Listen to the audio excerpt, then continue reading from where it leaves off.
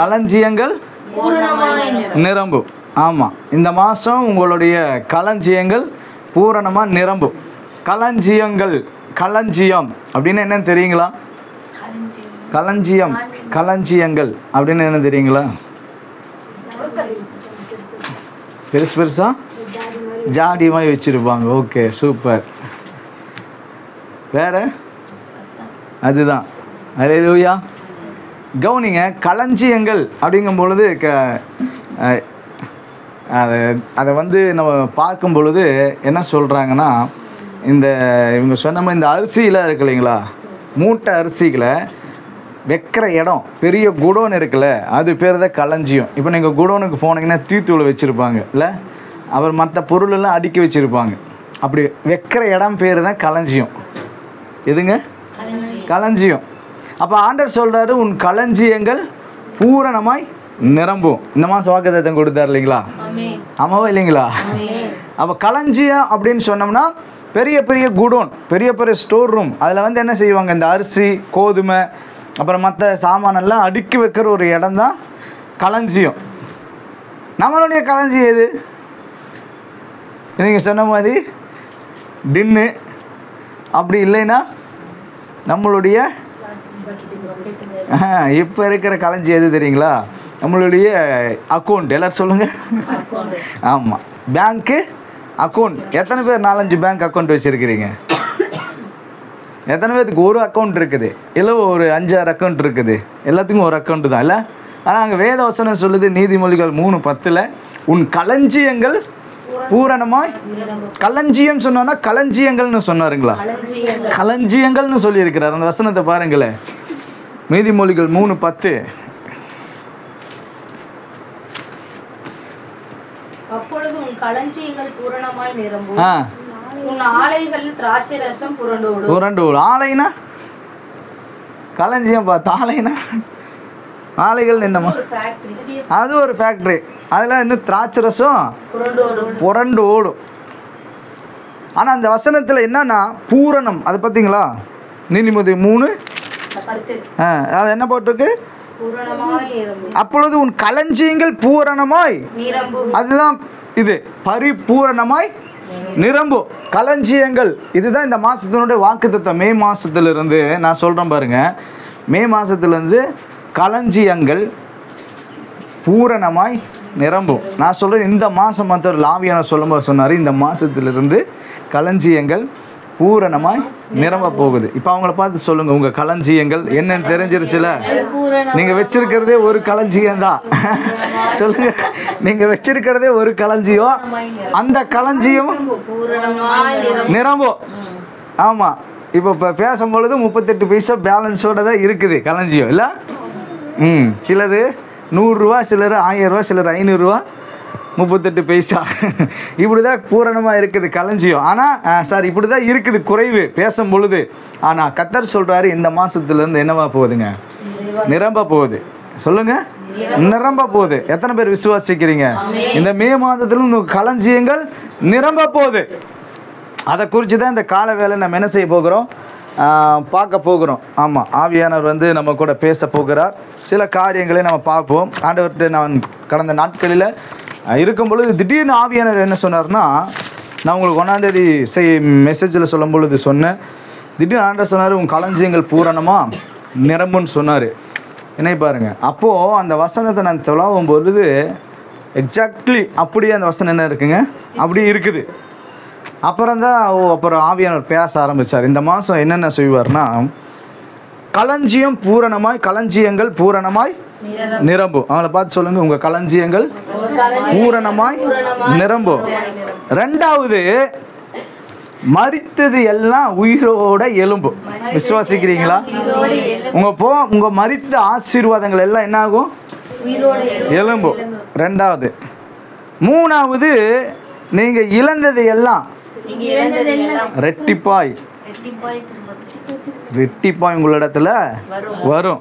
மறுபடியும் சொல்லுங்க, இழந்தது எல்லாம் ரெட்டிப்பாய் உங்களிடத்துல வரும். கடைசியா புதிய நன்மை, புதிய ஆசீர்வாதங்கள் உங்களை நோக்கி வரும். அதெல்லாம் என்ன பண்ணியிருக்கு தெரியுங்களா? படையெடுத்து நின்றுட்டு இருக்குது. ஹல்லேலூயா. படையெடுத்து இப்போ உங்களை நோக்கி அது என்ன செய்யும்? வரும். விசுவாசிக்கிறீங்களா? இது ஏதோ உங்களை உற்சாகப்படுத்துறதுக்கோ இல்லை உங்களை வந்து ஊக்குவிக்கிறக்கோ சொல்றதல்ல. இது ஆவியானவரே சொல்லுகிற ஒரு வார்த்தை. விசுவாசிக்கிறீங்களா? ஹல்லேலூயா. கர்த்தர் உங்களை ஆசீர்வதிப்பாராக. அப்போ கவனிங்க, முதல்ல எப்படி வந்து களஞ்சியம் பூரணமாக நிரம்பும் அப்படிங்கிறத குறித்து நம்ம பார்க்கலாம். திருப்பி கொள்ளுங்க. ஆதியாகமத்தின் புஸ்தகம், சரி வாய் டங்கு ஸ்லிப் ஆகுது, மேலே ஓடுதில்ல, போட்டிருக்கில்ல, இதுக்கும் பார்த்துக்க. ஆதியாகமம் 41வது அதிகாரம் 56வது வசனத்தை நம்ம வாசிப்போம். 41:56.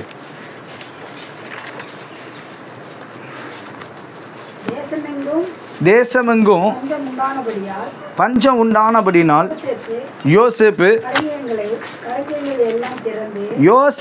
களஞ்சியங்களை எல்லாம் திறந்து எகிப்தியருக்கு விற்றான். பஞ்சம் எகிப்து தேசத்தில் வர வர கொடியதாயிற்று.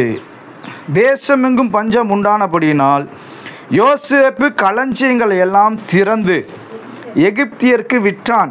பஞ்சம் எகிப்து தேசத்திலே வர வர கொடியதாக இருந்தது என்று சொல்லி நம்ம பார்க்கணும். நல்லா கவனிங்க.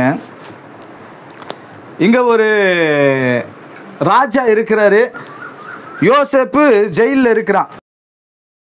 எகிப்து தேசம், அதாவது இப்போ யோசேப்பு எங்கே இருக்கிறாருங்க? சிறைச்சாலையில் இருக்கிறாரு. இப்போ பார்வோனுக்கு என்ன வருதுங்க? ஒரு சொப்பனம் வருது. அந்த சொப்பனத்துக்கு அர்த்தம் சொல்கிறதுக்கு யாரானாலுமே முடியல.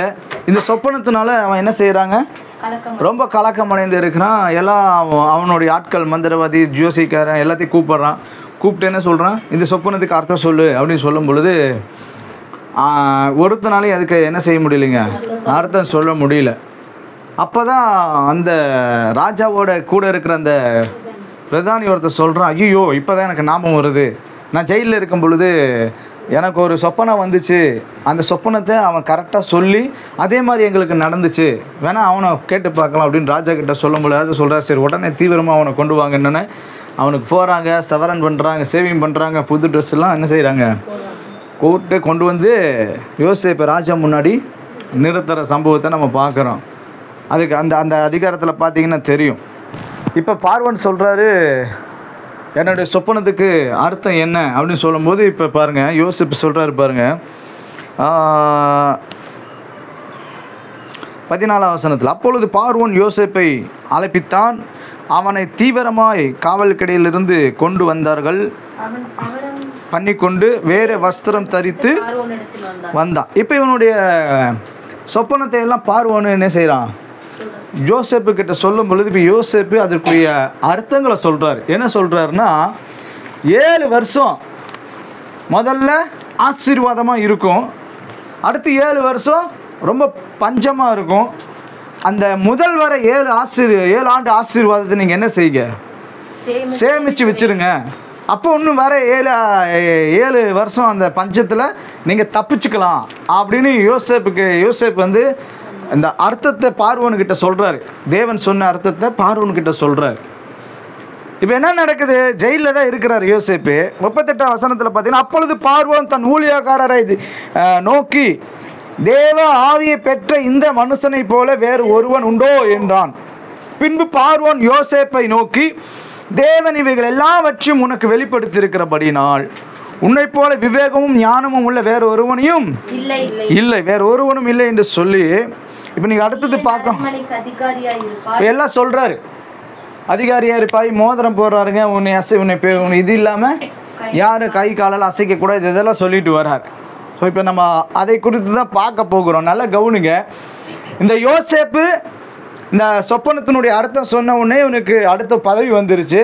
அடுத்த 7 வருகிற இந்த 7 வருஷத்தினுடைய ஆசீர்வாதத்தை இவங்க என்ன செய்கிறாங்க?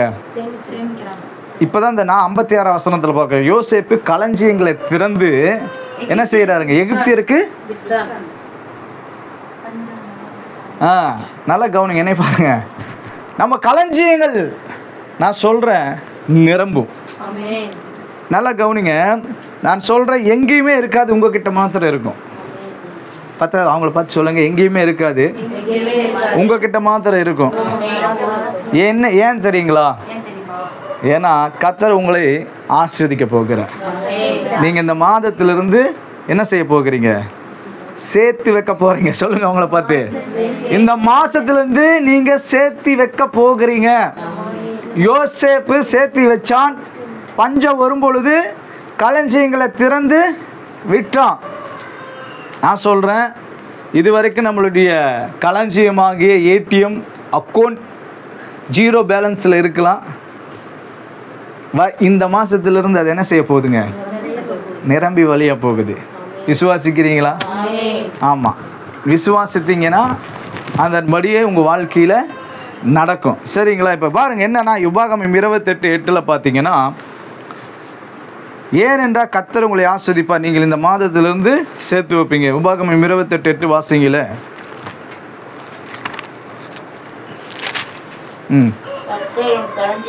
கர்த்தர் உன் களஞ்சியங்களிலும் நீ கையிடும் எல்லா வேலைகளிலும் உனக்கு ஆசீர்வாதம் கட்டளையிடுவார். உன் தேவனாகிய கர்த்தராகிய எத்தனாவதுங்க? உன் தேவனாகிய கர்த்தர் உனக்கு கொடுக்கும் தேசத்திலே உன்னை ஆசீர்வதிப்பார். நல்லா கவனிங்க, என்னை பாருங்க. கர்த்தர் உன் களஞ்சியங்களிலும் நீ கையிடும் எல்லா வேலைகளிலும் உன்னை ஆசீர்வதிப்பார்.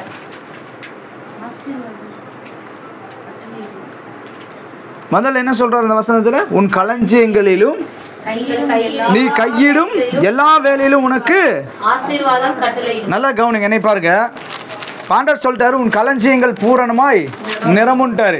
எப்படி நிரம்பும் அப்படின்னு சொன்னார்னா, முதல் சொல்லும்போது 22 சொல்கிறார், உன் களஞ்சியங்கள், உன் அக்கௌண்ட்டு, அல்லது உன்னுடைய பேங்க் பேலன்ஸ், அல்லது உங்களுடைய மற்ற காரியங்கள் எதுவாக இருந்தாலும் எப்படி நிரம்பும்னா, அடுத்த வார்த்தை சொல்லுது இந்த வசனத்தில், நீ கையிடும் எல்லா வேலையிலும் உனக்கு ஆசீர்வாதம். ஆமென் சொல்லுங்களேன். நான் சொல்ல புரிஞ்சுங்களா? நீங்க செய்கிற வேலையில தேவன் என்ன செய்யற? எப்படி உங்க களஞ்சியம் நிரம்பும்? சொல்லுங்க.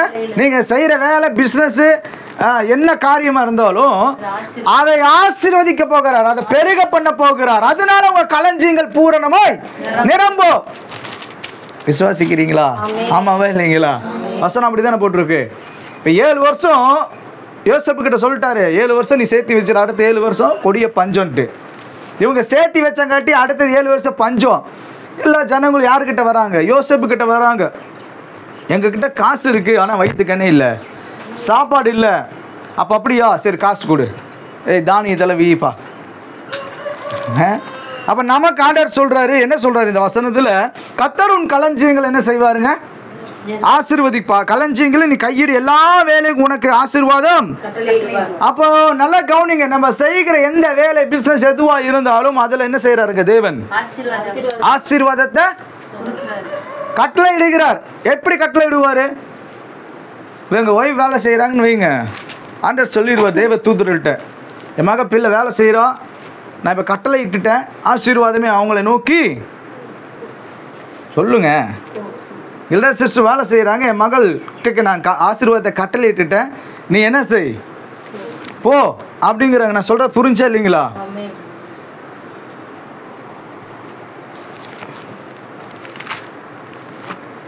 டிஸ்டர்ப் ஆகுது நிறையா. Okay right. கட்டளையிடுவார், உன் தேவனாகிய கர்த்தர் உனக்கு கொடுக்கும் தேசத்திலே உன்னை.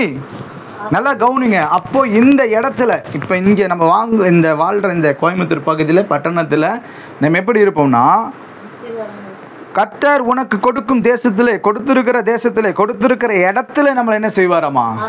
ஆசீர்வதிப்பார். அதுதான் இந்த இடத்துல நான் சொல்றது புரிஞ்சுக்குங்க. நம்ம களஞ்சியங்களை நிரப்புவார். எப்படி நிரப்புவார்? இங்கே எல்லாருமே என்ன செய்கிறோம்? வேலைக்கு போகிறோம். ஆமாவா இல்லைங்களா? நீங்கள் இங்கே இருக்கிறவங்க, இங்கே கணவனார்கள், நீங்கள் எல்லாம் என்ன செய்கிறோம்? வேலைக்கு போகிறேன். ரைட். இப்போ தேவன் களஞ்சியத்தை எப்படி நிரப்புவார் அப்படின்னா, அந்த வேலையில் ஒரு இன்சென்டிவாகவும் ஒரு போனஸ் ஆகவோ அல்லது ஏதோ ஒரு காரியத்தில் தேவன் என்ன செய்வாருங்க? களஞ்சியங்களை நிரப்புவார். ஒரு 3 அக்கௌண்ட் இருக்குங்க, 3 அக்கௌண்ட்டையும் நிரப்புவார். எப்படிங்க ஆகும்? அது கர்த்தர் தான் செய்வார். வசனம் சொல்லுது கர்த்தர் தான் செய்வார் உன் களஞ்சியங்கள் நீ கையிடு எல்லா வேலையும் உனக்கு ஆசீர்வாதத்தை கட்டளையிடுவார் உன் தேவனாகிய கர்த்தர் உனக்கு கொடுக்கும் தேசத்துல நீ ஆசீர்வாதமா தான் இருப்ப உன் களஞ்சியங்கள் நிரம்பிதான் இருக்கும். ஆமா இல்லைங்களா? விசுவாசிக்கிறீங்களா? கர்த்தர் உங்களை ஆசீர்வதிப்பாராக. கவனிங்க, அதே எப்படி நம்ம களஞ்சியம் நிரம்புனா அடுத்தது நீங்க லாபத்துக்கு நிறைய காரியங்கள் என்ன செய்வீங்க? விற்பீங்க. இப்போ யோசேப்பு களஞ்சியத்தை 7 வருஷம் என்ன செஞ்சிட்டான்? சேர்த்து வச்சுட்டான். இப்போ அடுத்த 7 வருஷத்துல பஞ்சம். இப்போ என்ன செய்யறாரு சொல்லுங்க? விற்கிறாரு. எப்படி வித்திருப்பாரு? டபுளாக வித்திருப்பாரு. ஆமாவா இல்லைங்களா? ஆமா. நான் சொல்றேன், நீங்க நேற்று தியானிக்கும் பொழுது ஆவியர் சொன்னாரு, என்ன ஆண்டவரை நாங்கள் விற்க முடியும்? நாங்கள் என்னத்தை விற்க முடியும்னா, நல்லா கவனிச்சு பாருங்க, நம்ம சூழ்நிலை இன்னைக்கு எப்படி இருக்குது, நம்ம சூழ்நிலை எப்படி இருக்குது. ஆனால் ஆண்டவர் சொல்கிறாரு, இந்த மாதத்துலேருந்து நீ வருகிற நாட்களில் நீங்கள் விற்பீங்க. எப்படின்னா முதல்ல நமக்கு ஒரு ஆசீர்வாதங்களை கொடுப்பாரு. அதை ஞானமாக நம்ம என்ன செஞ்சிடணும்? சேர்த்து வச்சிடணும். அதனால தான் முதல்ல சொன்னார், நீங்கள் இனிமேல் என்ன செய்ய போவீங்க? இந்த மாதத்துலேருந்து சேர்த்து வைப்பீர்கள். அந்த ஆசீர்வாதம் உங்கள் மேலே வரும், நீங்கள் சேர்த்து வைப்பீங்க. அடுத்தது ரெண்டாவது சொல்கிறாரு, நீங்கள் லாபத்துக்கு நிறைய காரியங்கள் விற்பீங்க. என்னென்ன காரியம் விற்பீங்க? லாபத்துக்கு என்னென்ன காரியம் விற்கலாம் சொல்லுங்கள்? வீடு, வண்டி, அப்புறம் கரெக்ட், வீடு, நிலம், பொருட்கள். இது 3 தான் நேற்று நான் எழுதினேன். இப்போ ஒரு நிலம் வாங்கிட்டோம், ஒரு 40 லட்சம் ரூபாய்க்கு. 2 வருஷத்தில் நில விலை ஏறிடுச்சு. இப்போ நம்ம என்ன செய்யலாம்? ஒரு 80 லட்சத்துக்கு விற்கலாம். சொல்லுங்க. லாபத்துக்கு. அப்போ கொடுக்கும் பொழுது ஆசீர்வாதத்தை சேர்த்து வச்சுட்டு அவனுக்கு பஞ்சமாக இருக்கும் நம்ம வாக்க. அதனால தான் ஆண்டவர் சொன்னார், எல்லாத்துக்கிட்டையும் சரி உங்கள் யாருக்கிட்டையும் இருக்காது, உங்ககிட்ட இருக்கும். அப்போ நீங்கள் லாபத்துக்கு என்ன செய்வீங்க? விற்பீங்க. அது பொருட்களாக இருக்கலாம், வாகனமாக இருக்கலாம், நிலமாக இருக்கலாம், வீடாக இருக்கலாம், வேறு எந்த காரியமாக இருந்தாலும் நீங்கள் என்ன செய்ய போவீங்க? இந்த மாதத்துலேருந்து அது உங்கள் வாழ்க்கையில் தொடங்கும். நான் இந்த மாதம் மட்டும் சொல்ல ஆவியானவர், இந்த மாதத்துலேருந்து அது நம்ம வாழ்க்கையில் என்ன செய்ய போகுதுங்க? வரப்போகுது. அல்லேலூயா. ஆமாம். அடுத்தது பாருங்கள், அதுக்கு என்ன அடையாளம், அதுக்கு என்ன வசனம்னா அதுதான் 41:56 தான். யோசேப்பு களஞ்சியங்களை திறந்து என்ன செஞ்சாருங்க சொல்லுங்க? எகிப்தியருக்கு விற்றான். சரி, இங்கே அடுத்தது இன்னொரு காரியம் சொல்றாரு ஆண்டவர், நீங்கள் கடன் கொடுப்பீர்கள். கதை சொல்லுங்க. ஆமா, அல்ல அவங்களை பார்த்து சொல்லுங்க பக்கத்தால, நீங்கள் கடன் கொடுப்பீர்கள். அதே உபாகமம் 28:12 பார்த்தீங்கன்னா இப்படி சொல்றார் ஆண்டவர், ஏற்ற காலத்தில் தேசத்திலே மழை பெய்யவும் நீ கையிட்டு செய்யும் வேலையிலெல்லாம் ஆசீர்வதிக்கவும் தமது நல்ல பொக்கிஷ சாலையாகிய வானத்தை திறப்பார். நீ அநேக ஜாதிகளுக்கு கடன் கொடுப்பாய். கவனிக்கிறீங்களா? விசுவாசிக்கிறீங்களா? 3வது இந்த இடத்துல என்ன சொல்றாருன்னா, எப்படி நம்மளுடைய களஞ்சியம் நிரம்புனா, உபாகமம் 28:12 ஏற்ற காலத்திலும் தேசத்தில் மழை பெய்யவும் நீ கையிட்டு செய்யும் எல்லா வேலைகளெல்லாம் ஆசீர்வதிக்கவும் கர்த்தர் நமது பொக்கிஷசாலையாக வானத்தை திறப்பார். இந்த மாசத்திலிருந்து இது நடக்க போகுது. பக்கத்தால பார்த்து சொல்லுங்க அவங்கள, இந்த மாசத்திலிருந்து உங்களுடைய வானம் திறக்க போகிறது.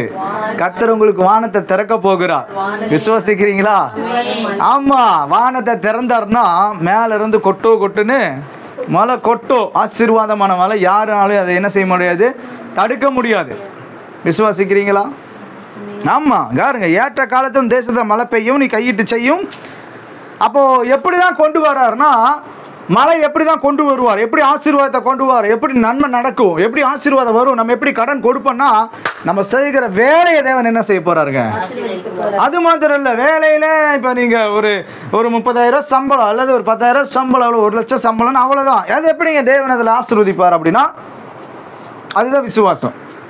அது திடீர்னு ஓனருக்கு ஞானம் இந்த பையன் நல்ல வேலை செய்கிறாப்பா, ஒரு 2 லட்சத்தை போட்டு கொடுத்துரு, இந்த பொண்ணு வேலை செய்கிறாங்க ஒரு 60,000 போட்டு கொடுத்துரு, இந்த சிஸ்டர் வேலை செய்கிறாங்க ஒரு 40,000, இப்படி தான் டபுளாக என்ன செய்வாருங்க? ஆசீர்வதிப்பார். அதனால தான் ஆண்டவர் சொல்கிறார், ஏற்ற காலம் தேசத்தில் மழை பெய்யவும் நீ கையிட்டு செய், வேலையெல்லாம் ஆசீர்வதிக்கும் கர்த்தர் உமது உனக்கு தமது நல்ல பொக்கிஷசாலையாகிய வானத்தை திறப்பார். அப்போ பொக்கிஷசாலை எங்க இருக்கு? வானத்தில் இருக்கு. தேவன் வைத்து இருக்கிறார். அது திறந்தாருன்னா உங்க வாழ்க்கை, என் வாழ்க்கை எப்படி ஆகுமாமா? நிரம்பும், அது ஆசீர்வதிக்கப்படும். அல்லேலூயா. அல்லேலூயா. அப்ப இந்த மாதத்திலிருந்து உங்க களஞ்சியங்கள் எல்லாம் என்ன செய்யுங்க? நீங்க திறந்து கடன் கொடுக்க போறீங்க. இந்த மாசத்துல இருந்து ஆமென். களஞ்சியங்களை திறந்து கடன் கொடு. எனக்கு ஒரு 10,000 வேணுங்கன்னு நீங்கள் ஏடிஎம்மில் போய் என்ன செய்யணும்? பேங்க்லேருந்து எடுத்துகிட்டு வந்து இந்தாங்க கடன். சரி, அந்த கடன் எப்படி கொடுப்ப? சங்கீத வாசித்தோம் 15. உன் பணத்தை சொல்லுங்க, படித்தமில்லைங்க, யாருமே படிக்கலையா? உன் பணத்தை வட்டிக்கு கொடாதிருப்பாய் இங்கே போட்டிருக்கு. ஆனால் இன்றைக்கி அதிர்ச்சியான ஒரு தகவலை நான் உங்களுக்கு சொல்கிறேன். வேதத்தில் அது இருக்குது, சரிங்களா? அங்கே சொல்கிறாரு, நீங்கள் ஃப்ரீயாக இருந்தீங்கன்னா நீங்கள் வேதத்தை படித்து பார்த்துக்குங்க. அவர் சொல்லும்போது இப்படி சொல்கிறாரு, உன் பணத்தை அயலானுக்கு, அயலான்லாம் யாரும் தெரியலைங்களா? யாருங்க? நம்மளாம் சொந்தக்காரங்களாம் இருப்போம்னு வச்சுக்கோங்க. இப்போ அயலான் யாராக இருப்பான்? வேற ஒருத்தராக இருப்பாங்க. இப்போ அவனுக்கு வட்டி கொடுக்கும்போது எப்படி கொடுப்போம்? வட்டிக்கு கொடுக்கும்போது பணத்தை வட்டிக்கு கொடுத்தா எப்படி கொடுப்போம்? இல்லை ஒருத்தர் இருந்து வட்டி வாங்குறீங்க, இல்லை யாரோ உங்களுக்கு தெரிஞ்சவங்க வட்டி கொடுத்தா எப்படி கொடுப்பாங்க? அதிக கர்த்தர் சொல்கிறாரு, அதிக அயலான்கிட்ட கொடுத்து அதிக வட்டி வாங்குற மாதிரி நீ வாங்காத. ஆனால் வட்டி, இப்போ இந்த வசனத்தை படிச்சிருக்கீங்களா? வட்டி நம்ம என்ன சொல்லுவோம்? வட்டி வாங்குறது தப்புன்னு சொல்லுவோமா இல்லைங்களா? அப்படி தானே கேட்டிருக்கிறோம். நீங்கள் தேடி கண்டுபிடிங்க இந்த வசனத்தை. இன்றைக்கி உங்களுக்கு ஹோம்ஒர்க். யார் தேடி கண்டுபிடிக்கிறீங்க உங்களுக்கு ஒரு ப்ரைஸ் இருக்குது. ஆமாம், இதை மோசேக்கிட்டே ஜனங்கக்கிட்டே சொல்கிறாரு. ஜனங்களுக்கு தெரியல. அவர் சொல்கிறார், நீ அயலான்ட்ட வட்டி வாங்குறத போல் வாங்காத. ஆனால் என்ன செய்ய சொல்லுங்கள்? நியாயமான வட்டி கொடு. நீங்கள் அப்படி இந்த மாதத்துலேருந்து எல்லாத்துக்கும் கொடுக்க போகிறீங்க. இதை நீங்கள் ஏற்றுக்கிறீங்களோ ஏற்றுக்கலையோ, விருப்பம் இருக்கோ இல்லையோ, இதுதான் உண்மை. யோசேப்பு செய்தாரா? சொல்லுங்க. என்ன செஞ்சார்? என்னவா செஞ்சார்? தானியத்தை எல்லாத்தையும் ஃப்ரீயாக கொடுத்தாரா? நல்லது. தானியத்தை எல்லாத்தையும் ஃப்ரீயாக கொடுத்தாங்களாப்பா? காசுக்கு வித்தார். நீங்கள் அது மட்டும் பார்க்குறீங்களா? இப்போ நான் அந்த வசனத்தை திருப்பி காட்டுறேன் பாருங்க. எடுங்க, ஆதியாகமம் 41.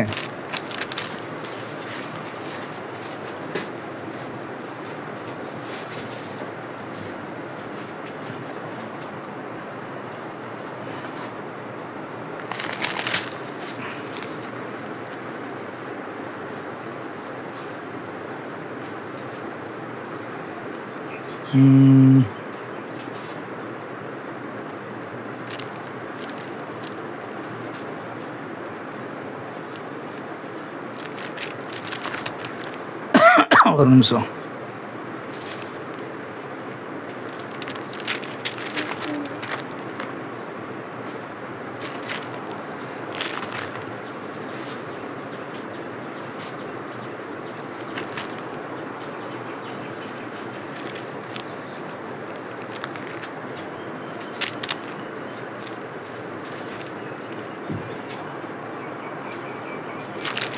சரி, அது எடுத்தாங்கன்னா வாசிங்க அந்த வசனத்தை.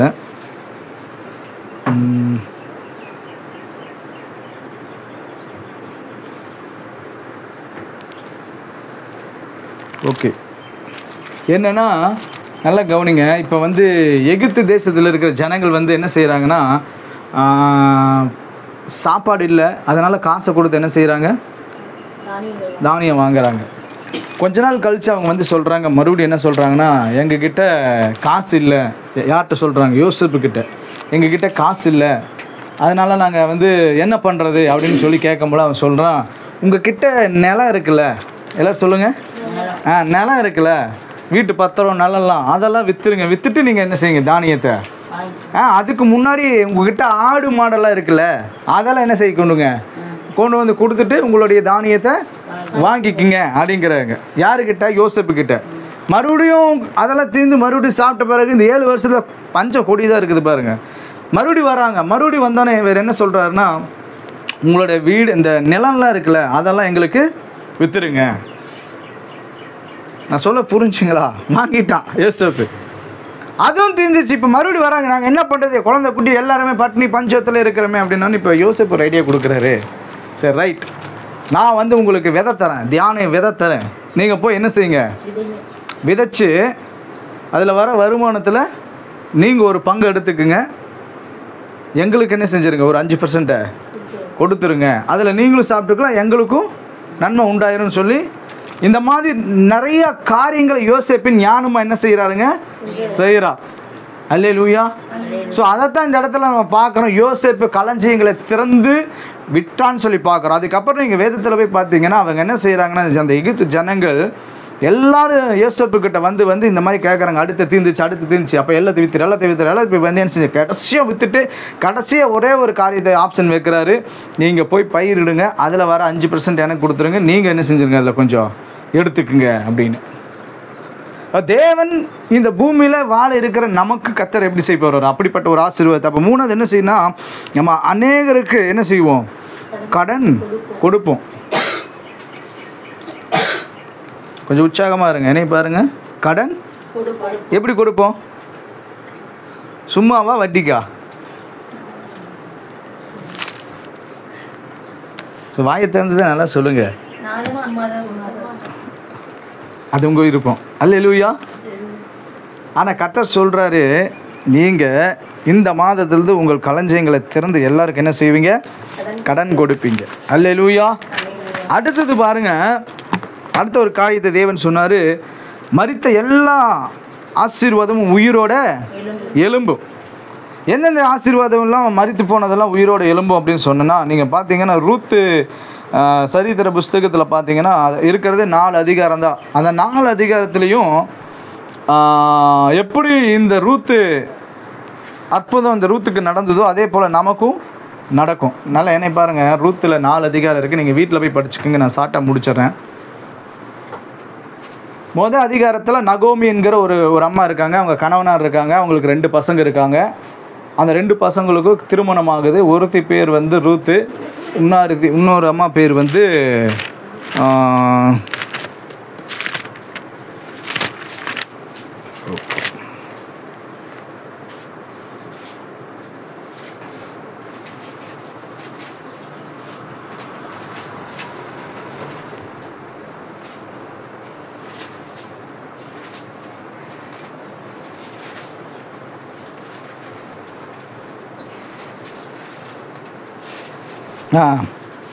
ஒருபால்.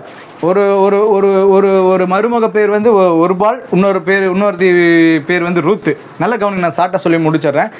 இந்த நகோமியோடைய வீட்டுக்கார் இறந்துடுறாரு. இப்போ இந்த 2 பிள்ளைகளுக்கும் கல்யாணம் பண்ணி வைக்கிறாங்க. ஒரு 10 வருஷம் இந்த இடத்துல வாழ்கிறாங்க. அவங்களுடைய பிள்ளைகள் 2 பேர் என்ன செஞ்சிடறாங்க, இறந்துடுறாங்க. இப்போ யார் இருக்கிறாங்கன்னா, ஒருபால், ரூத்து, நகோமி 3 பேர் இருக்கிறாங்க.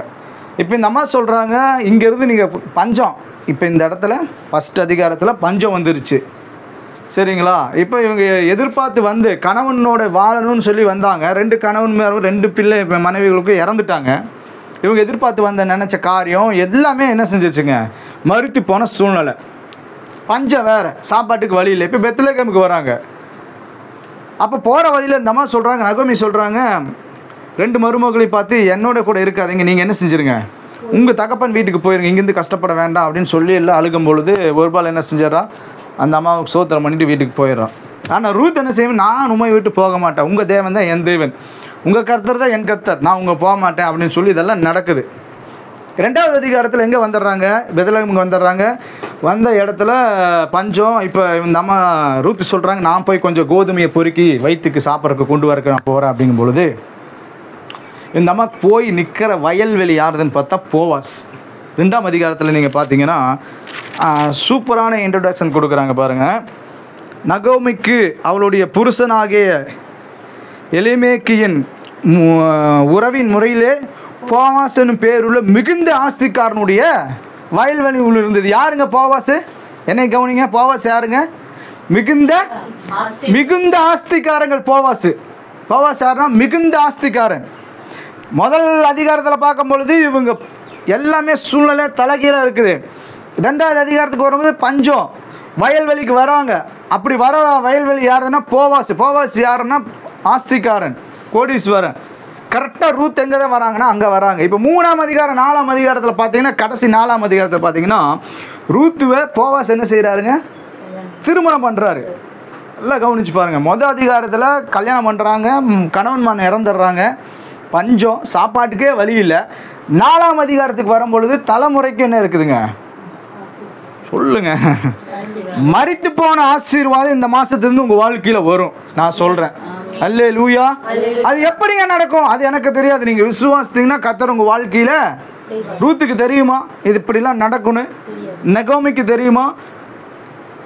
ஆபிரகாமுடைய வேலைக்காரன் சொல்கிறாரு, என்னை நேர் வழியாக நடத்தி வந்த ஆபிரகாமின் தேவனுக்கு ஸ்தோத்திரம். ஜெபம் பண்ணிட்டு வராரு, அடையாளம் கேட்டுட்டு வராரு. சரியான நேரத்தில் சரியான இடத்துல யார் வீட்டுக்கு வராங்க சொல்லுங்க? ஈசாக்குடைய மனைவி பேர் என்னங்க? கரெக்டாக வந்து நிற்கிறாங்க. தேவன் அந்த மாதிரி இந்த ரூத்துவை சரியான இடத்துல கொண்டு வந்து தேவன் என்ன செய்கிறாருங்க? வைக்கிறார். மறுத்த எல்லா ஆசீர்வாதம் இப்போ எப்படி வந்து நிற்குதுங்க? அப்படியே டபுளாக வந்து இப்போ அவரே நினச்சிருக்க மாட்டான், இப்படி ஒரு கோடீஸ்வரனை நான் திருமணம் செய்வேன், என் வாழ்க்கை எங்கேயோ கீழே இருந்தது. அவன் சொல்ல, உம்முடைய தேவன் தான் என் தேவன், நீங்கள் கும்பிட்ற தேவனை தான் நானும் கும்பிடுவேன்னு சொல்லி அந்த அம்மா கூட இருந்து உறுதியை வந்தனால தேவன் இப்போ என்ன செஞ்சிட்டாங்க? மரித்து இருந்த எல்லா ஆசீர்வாதத்தையும் இப்போ நினச்சி பார்க்காத அளவுக்கு தேவன் அவங்கள உயர்த்திட்டான். இப்போ தேவன்கிட்ட நான் செபிக்கும்போது ஆண்டவர் சொன்னார், மரித்து போன எல்லா காரியம் உயிரோட எலும்பும். அது எப்படி ரூத்துக்கு அற்புதம் நடந்தது, அதே போல தான் நம்ம வாழ்க்கையில் நடக்கும். அதுதான் சொல்கிறேன். எப்படிங்க நடக்கும்னா எனக்கு தெரியாது, ஆனால் ரூத்துக்கு எப்படி செஞ்சார் அதே போல தான் நமக்கு செய்வார். விசுவாசத்திங்கன்னா கர்த்தர் உங்கள் வாழ்க்கையில் நன்மையான காரியம் செய்வார். பாருங்க, அடுத்தது இழந்தது எல்லாம் ரெட்டிப்பாய் திரும்பி வரும்.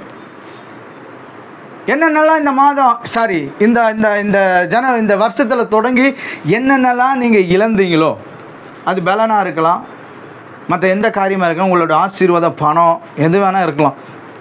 ஆனால் அதெல்லாம் என்னவா வருமாமா? ரெட்டிப்பாக வரும்னு ஆவியானவர் சொன்னார். இங்கே நீங்கள் 1 சாமுவேல் 30:20 நம்ம பார்க்கும் பொழுது ஏற்கனவே நம்ம இந்த காரியத்தை குறித்து நம்ம பார்த்துருக்குறோம். ஆனாலும் கர்த்தருடைய ஆவியானவர் நம்ம கூட பேசுவாராக. 30:20 பாருங்க, எல்லா ஆடு மாடுகளையும் தாவீது பிடித்து கொண்டான், அவைகளை தங்களுடைய மிருக ஜீவனுக்கு முன்னாலே ஓட்டி இது தாவீதின் கொள்ளை என்றார்கள். எடுத்துட்டீங்களா வசனத்தை? 1 சாமுவேல் 30 செல்லக்கா படிங்க 20. எல்லா ஆடு மாடுகள் தாவீது பிடித்து கொண்டான், அவைகளை தங்கள் மிருக ஜீவன்களுக்கு முன்னாடி ஓட்டி இது தாவீதின் கொள்ளை என்றார்கள். எல்லாம் நினைப்பார்களே,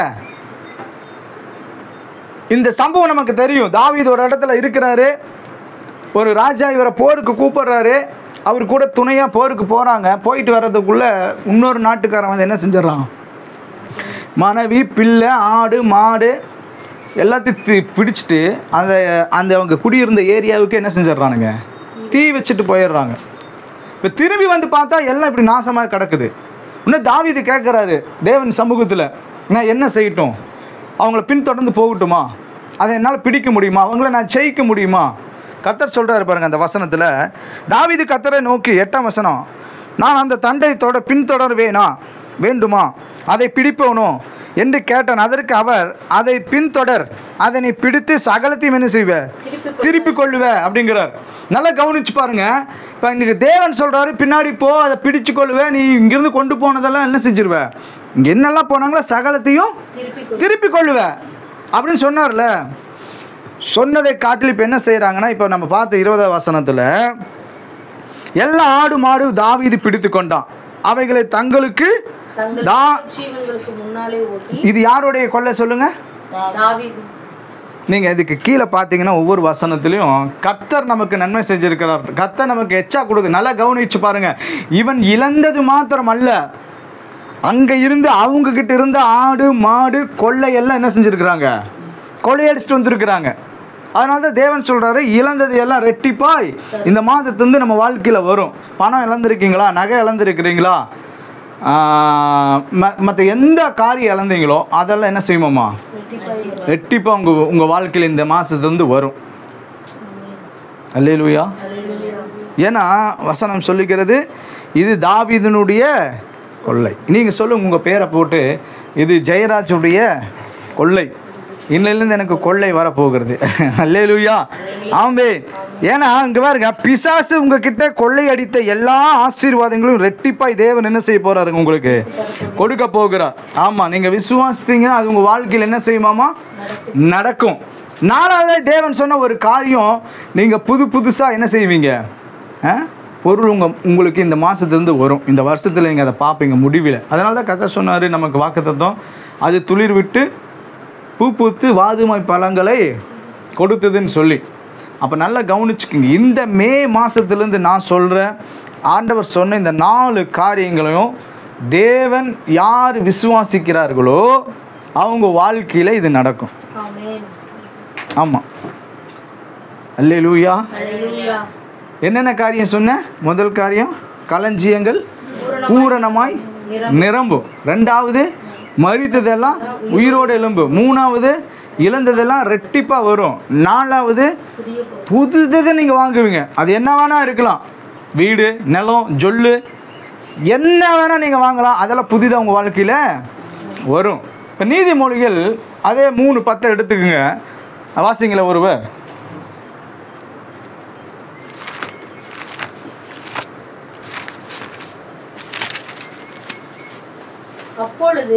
அப்பொழுது களஞ்சியங்கள் பூரணமாய் நிரம்பும், உன் ஆலைகளில் திராட்சை ரசம் புரண்டோடும். கவனிங்க, இங்க பாருங்க, என்னை பாருங்க, 9வது வசனத்தை வாசிங்க. உன் பொருளாலும் உன் எல்லா விளைவின் முதல் பலனாலும் கர்த்தரை கனம் பண்ணு. எல்லாரும் சொல்லுங்க, என்னை பாருங்க, அவங்கள பக்கத்தால பார்த்து சொல்லுங்க. உன் பொருளாலும் உன் எல்லா விளைவின் முதல் பலனாலும் கர்த்தரை என்ன செய்யணுமாமா, கனம் பண்ணணுமாமா. அல்லேலூயா. இப்ப நல்லா கவனிச்சுக்குங்க, இத்தனை ஆசீர்வாதத்தை தேவன் கொடுக்கும் பொழுது அங்க ஒரு சின்ன ஒரு காரியத்தை சொல்றாரு. என்ன சொல்றாரு? 9வது வசனம், உன் பொருளாலும் உன் எல்லா விளைவின் முதல் பலனாலும் கர்த்தரை என்ன செய்யணுமாமா. நீங்கள் உங்களுடைய தசம பாகம் காணிக்க நீங்கள் வாங்குற உங்களுக்கு வர எந்த பொருளானாலும் என்ன செய்யணுமாம்மா, கர்த்தரை கேளுங்க. அவங்கள பார்த்து இந்த மாதம் சம்பளம் வாங்கி அல்லது உங்களுக்கு வந்த வருமானத்தில் ஜெபம் பண்ணி தசம பாகங்கள் எடுத்து வச்சுருக்கிறீங்களா? சொல்லுங்கள். அதை நான் போன வாரம் சொன்னல, கையில் வந்தோன்னே என்ன செய்யணுமாம்மா, தேவன் சொல்லி கொடுத்தாரு. என்ன செய்யணுமாம்மா, முதல்ல ஜெபம் பண்ணணும், அப்புறம் அதுலேருந்து தசம பாகத்தை எடுத்து கர்த்தருக்கு கனப்படுத்துகிற விதத்தில் அதை வைக்கணும். இப்போ நான் சொல்கிறேன், உங்களை நோக்கி எல்லாம் படையெடுத்து நிற்குது. என்னது? களஞ்சியங்களை நிரப்பும்படி உங்கள் ஆசீர்வாதங்கள் எல்லாம் படையெடுத்து நிற்குது. ஆனால் அது உங்ககிட்ட வராததுக்கு தடையாக ஒன்று நிற்குது. அதுதான் நீங்கள் கர்த்தரை என்ன செய்ய மாட்டீங்க, கனம் பண்ணாமல் இருக்கிறது. உங்கள் தசம பாகம்.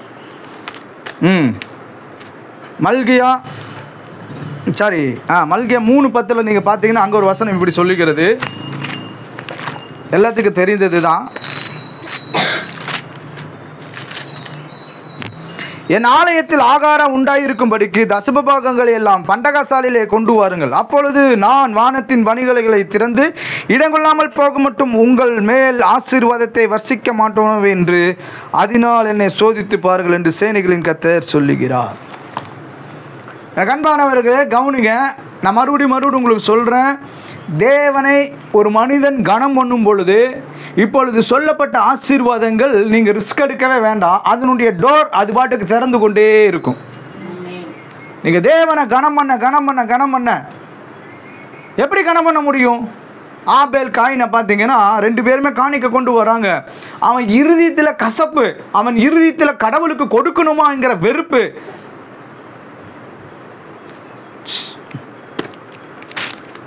அவன் கனம் பண்ண விரும்பல கர்த்தரை. இந்த கால வேளையில் எனக்கு அன்பானவங்க உட்கார்ந்து இருக்கிற நாம், நம்மளோட வருமானமானாலும் வீட்டில் எந்த பொருள் வாங்கினாலும் இல்லை உங்களுக்கு கிஃப்டா எந்த பொருள் வந்தாலும் அது யார் கொடுக்குறா? யார் கொடுக்குறா? நீங்க கனம் பண்ணியிருக்கிறீங்களா கர்த்தரை?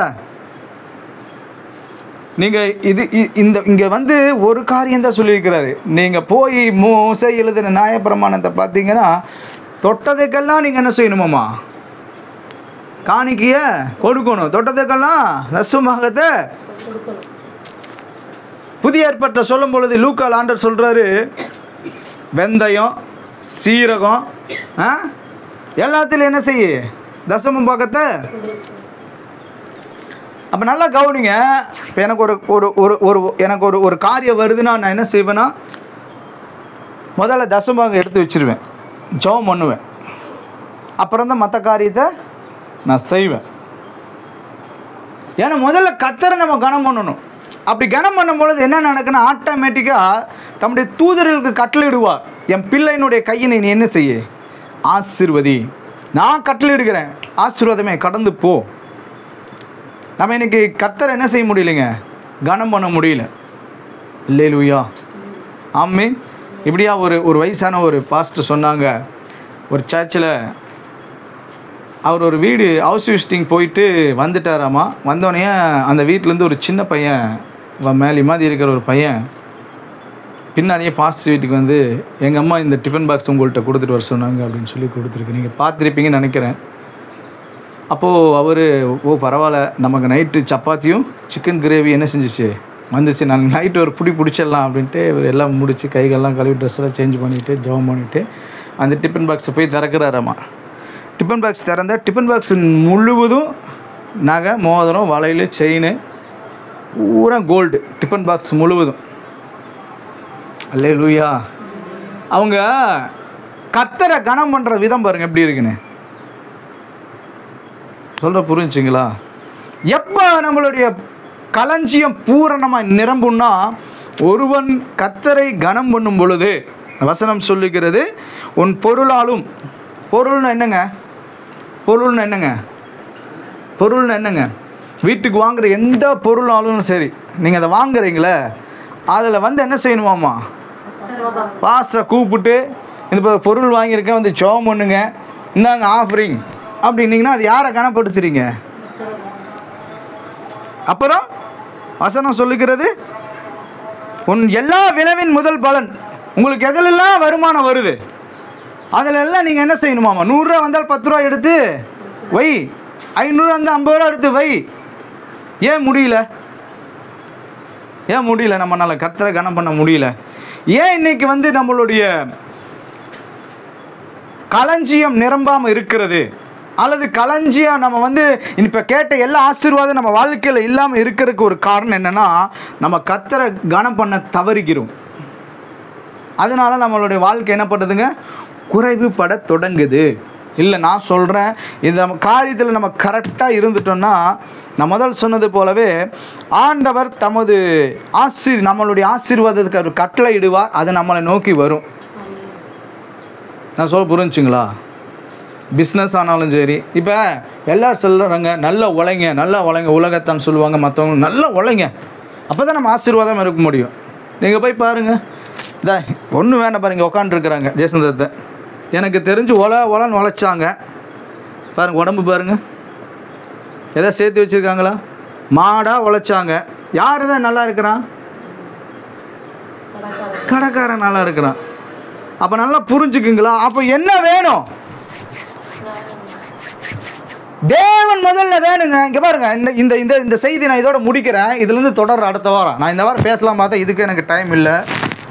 கவனிங்க, நம்மளுடைய தலைவர், நம்மளுடைய பாஸ் யாராக இருக்கிறாங்க அப்படிங்கிறத குறித்து தான் நம்ம பார்க்க போகிறோம். அடுத்த வாரம் நீங்கள் மிஸ் பண்ணிடாதீங்க. கவனிங்க, என்னை பாருங்கள், உங்கள் தலைவர் இயேசுவா, பணமா? எல்லாரும் பக்கத்தில் பார்த்து கேளுங்க. உங்களுடைய பாஸ், உங்கள் பாஸ் யாருங்க? இயேசுவா, காசுவா? உங்கள் பாஸ் யாரு? ஜீசஸா இல்லை மணியா? மணி இந்த மணி இல்லைங்க, இந்த மணி.